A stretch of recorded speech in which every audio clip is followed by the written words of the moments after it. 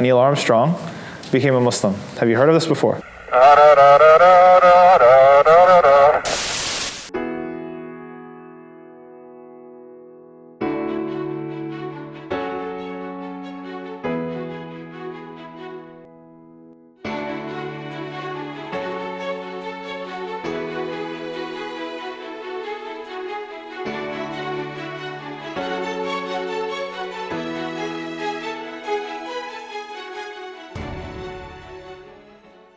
Neil Armstrong became a Muslim. Have you heard of this before?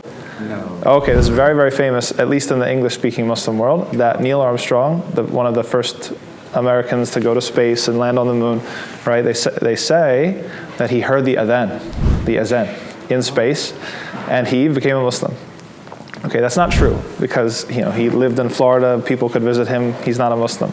But this was something that a lot of people believed in. So when I was a student in Medina, I was driving with some other students, and they were arguing, okay? They were saying that the Americans never landed on the moon at all. It was all fake, okay? And I was kind of laughing to myself. I said, well, how can I convince them that maybe they're wrong? And so I remember this story that spread that's not true. I said, wait a second, guys, you're telling me that the Americans didn't land on the moon, but Neil Armstrong heard the adhan in space and became Muslim. And they all said, oh, you're right. You're right. They must have been on the moon. Bismillahirrahmanirrahim. Alhamdulillahi Rabbil Alameen. Wassalatu wassalam ala ashrafil anbiya'i wa mursaleen. Nabiyyina wa qudwatina Muhammad alayhi afdal as-salat wa azka taslim. Allahumma alimna ma yanfa'una wa anfa'na bima 'allamtana wa zidna ilman ya Rabbil Alameen. Nasreddin Hoja story. This is something I even use in sometimes the khutbah, because some of the Nasreddin Hoja stories, they're not just very funny, but they teach a good lesson. So you have Nasreddin Hoja one day, he wants to sell his donkey in the market, in the charsha. Okay, maybe you probably already know the story. So he goes with his son, and he brings the donkey, and they're walking, and they're going to the charsha to sell his donkey. So someone passes by, and they see him, Nasreddin Hoja, and his son, and the donkey. They say, this stupid man, he has this perfectly good donkey. Why doesn't he ride the donkey on the way to the charsha? It would be easier. And so Nasreddin Hoja, he says, okay, I'll ride the donkey. So he gets up on the donkey, his son is walking beside them, and they keep going. Another man passes, and he says, look at this arrogant man. He's riding high on the donkey, his son is walking next to the donkey. What is this? Kibr. And so Nasreddin Hoja hears it, and he says, okay, fine, no problem. He gets off the donkey, he takes his son, he puts his son on the donkey, and they keep going to the charsha. You see where this is going. Another man passes by. He says, Allah, Allah, look at this young, arrogant person, no respect for his elders.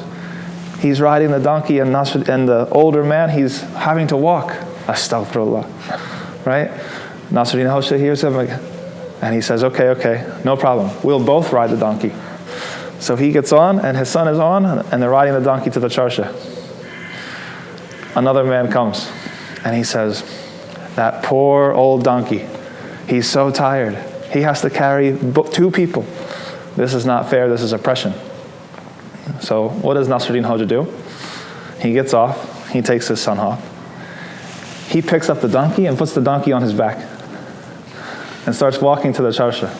And he reaches the charsha, everyone's laughing. And Nasreddin Hoja, here's this man carrying a donkey to sell him. And so he says to his son, he puts the donkey down, he says, look son, you will never make everyone happy. Allahu Akbar. Alhamdulillahi Rabbil Alameen. Ar-Rahman Ar-Rahim. Maliki Yawmiddin. Well, I first came to Turkey in 2009. Okay, that was my first time in Turkey. I was an exchange student for Erasmus program at Bilgi. I used to live in Üsküdar. I rented an apartment there. And when I first came, I didn't really know anything about Turks or Turkey or anything. So I didn't have a bias, alhamdulillah. But some of the other people that I knew had a bias. And so many of the students at Bilgi, when they learned that I was living in Üsküdar, they said, this is not good. They said they're going to hurt you or they're going to do something to you. You're not a Muslim. You should be careful. And when I was there, I found the absolute opposite was the truth. The people in Üsküdar were so nice and so friendly and very hospitable. You know, there were people that we would walk through the back alleys. They would make you sit down, chai, baklava, and they would not let you go. You know, mashallah. So, yes, exactly. So, and that was the biggest impression I think that I got from Turks and Turkish culture, is that they really, really know how to treat guests, mashallah. And I've found the most hospitality, I think, in my life, probably in Üsküdar and Istanbul in Turkey.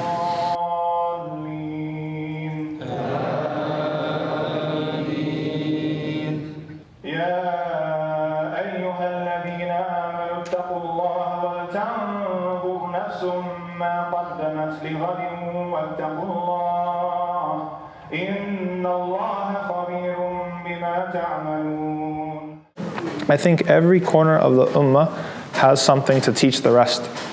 Okay? So Turkey plays a very, very important role when it comes to the ummah. Obviously, the last kind of political leadership that united a large portion of the ummah was based in Turkey. And so it wasn't that long ago, just a little, almost 100 years.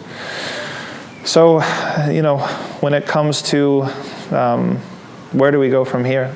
How do we bring back faith? How do we make sure that faith is something that is a vibrant part of our society and our individual lives and our public lives? I think Turkey has a lot to show the ummah as how that can be. And they've been doing it for a long time. You've been doing it in a very sustainable way, a very organic way, a way that's not extreme, and a way that's not contrived or forced. Right? Because we see, I'll just say this without getting too controversial, you see at some places in the Muslim world, sometimes the government wants to promote one sort of type of Islam versus another type of Islam, and it just becomes political. Artificial, yes, exactly. I feel like in Turkey, the roots of Islam are so strong that it can avoid this problem in a large way. Well, every word that you use has a history, and the word religion is a very artificial term. Okay, it came about very recently. This is something that we've been talking about as Muslims, and we use a different word, which is deen. And what is a deen? A deen is something that's very comprehensive. Okay, it's more than just something. It's more than just ideas that you believe and think are right. So it's not simply cognitive. Okay, it's also about practice. It's also about interior states. Right? How are you feeling? How are you responding to certain issues? It's both private and public, right? It's about certain symbols. It's about how you organize society, right? And it's also about a paradigm. It's about a lens through which you view the world. It's not just something that you carry with you and you can either put it down or pick it up or leave it aside if you want. It's an entire way of experiencing, of living, of experiencing the world, right? I think for every Muslim, our hope is that we want to love what Allah loves, and we want to dislike what Allah dislikes. That's our hope. And maybe we're not there yet, 100%. Maybe we have some work to do, but that's our ideal. That's our goal.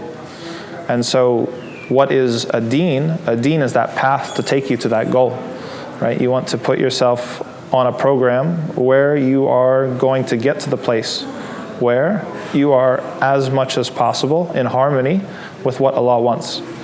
And you want to build a society as much as possible that is in harmony with what Allah wants.